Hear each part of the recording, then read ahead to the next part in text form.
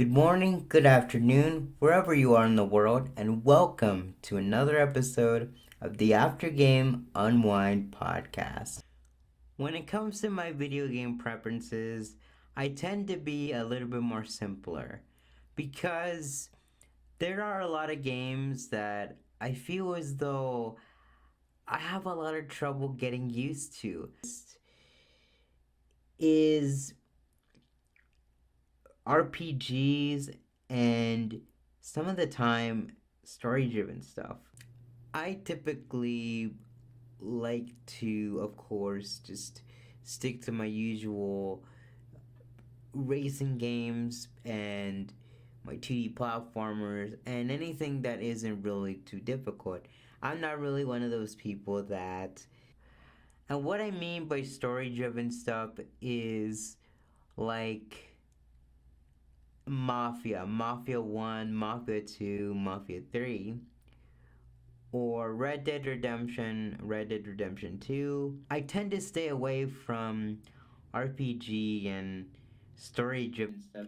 One of the games I remember playing over the holidays in the last 3 weeks is LA Noire. One of those games that you gotta play to believe it, and one of those things is just the fact that it brings you into Cole Phelps' world like never seen before.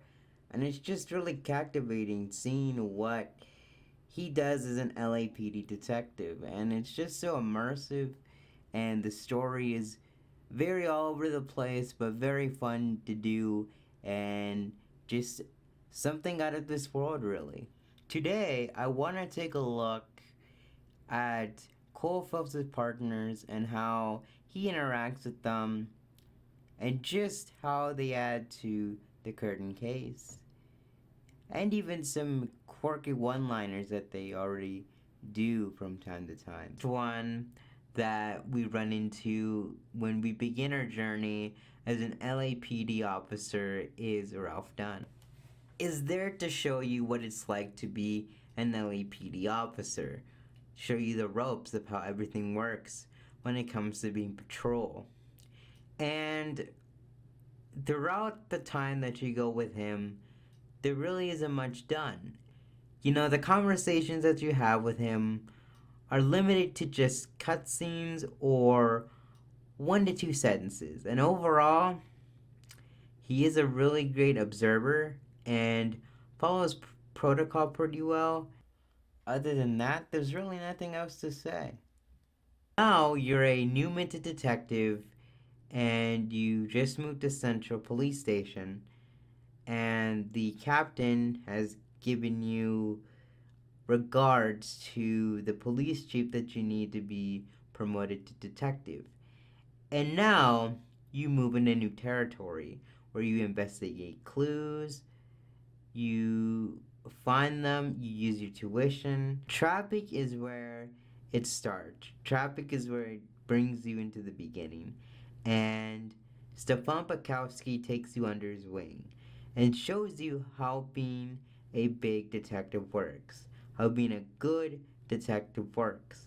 Throughout your time as you study and you begin to rank up in the ranks and just become a good caseman, you start to realize that Stefan is really just a good person and really just somebody that has your back. And it's seen throughout the cases that you go through. Even as, we get to the end of the run in the traffic desk. I'm very sad that we don't get to see him again until right after Vice, when we see him in the case that is called The Naked City. And one of those cases is that you have to go ahead and investigate a fallen person. It's the last time that you ever get to see him again. So there's a 6-month period where you get to do other desks, and these desks in particular we don't get to see in the game, which is burglary and fraud, which really just goes unused. But during those last 6 months, you move up in the ranks of the desk, you move on to homicide. Then comes a new partner. God. So we get Rusty Galloway or Finbar as our new partner. When you get to go on homicide missions, it is very unsettling, giving you that fear, and just it's very long and drawn out. Just a lot of like conspiracy cases where it shows you like something's happened. It links you to the same cases that we've seen like maybe 2 or 3 times already, and it starts to get really just repetitive after a while. And while the captain does have good morals, he just wants to look good and hide the corruptive ways from the LAPD and the general public. And while Rusty Galloway does have his good moments, it's like his time on the homicide desk didn't matter.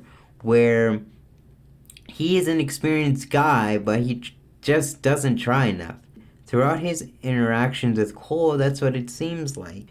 I start to grow a liking to him, but the certain commentary that he has on things is just the fact that the desk that he's been at so long, he doesn't even try anymore. Roy was right. He is a drunk. Comes to Vice, I just have this very, very strong dislike for the desk. And I have nothing to say on the matter other than the fact that everybody is. Vice is really just a terrible desk. Everybody in there is just corrupt, and Roy is just an a-hole. I really just didn't like him as a partner. And the Vice cases, they were just 50-50, not really that special. And just like the homicide cases, they were kind of linked together, to be honest. And at the end, it just seemed like they put something together to surprise us, which made no sense at all. We learn about all of Cole Phelps' past and stuff like that. We do. But it just made no sense whatsoever that Cole was accused of, cheating and, cheated on his wife and stuff, It just made no sense. We don't really see the wife in the game. We really don't. We don't see Marie in the game, and it's just out there just because it's out. Arson is one of those forgettable desks in the game. And throughout the time that we got to know this desk, I believe it felt like high school almost. You're there, but you just don't care to be there. Biggs, tolerable at best. At first, he seemed like a cold, bitter guy that didn't want to get with anybody and just kept to himself, which has really been prominent for most of the game. But it just especially seen here that he doesn't want to go with anybody that, that he can probably just solve on his own. But over time, Big starts to grow a liking to Cole, and he's an honest policeman, and he does have morals, and I can live with that. He's one of Cole's better partners, and knows that a lot of people that are useful, but that captain, man, just something happen to him that made him so miserable? Because if something did happen, then then too bad for him, because honestly, I think somebody did something really horrendous to him, and just has a really bad attitude, because he has a really bad attitude for what he does, and I think somebody did something horrendous to him, which is why he has a short fuse and is miserable and doesn't want to even be on the desk anymore.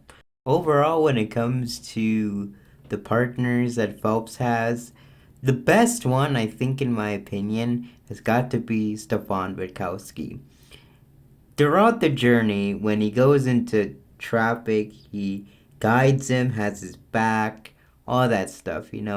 Everything that you would want in a good detective partner. And I miss him quite a lot. And considering that we saw him back in the Vice case, the Naked City, I really do still miss him. A very small part of me misses him so much. And I was sad to let him go. I really was sad to let him go. Even the traffic desk in general seemed like a perfect gig. Thank you so much for listening to another episode of the After Game Unwind podcast. If you want the previous episode, click the link on the show notes or on the card on top of the episode. And as well, check out my other existing content as that really shows the support that you want to continue seeing more from this podcast and content. Until next time, happy gaming and happy travels. Thank you for your time.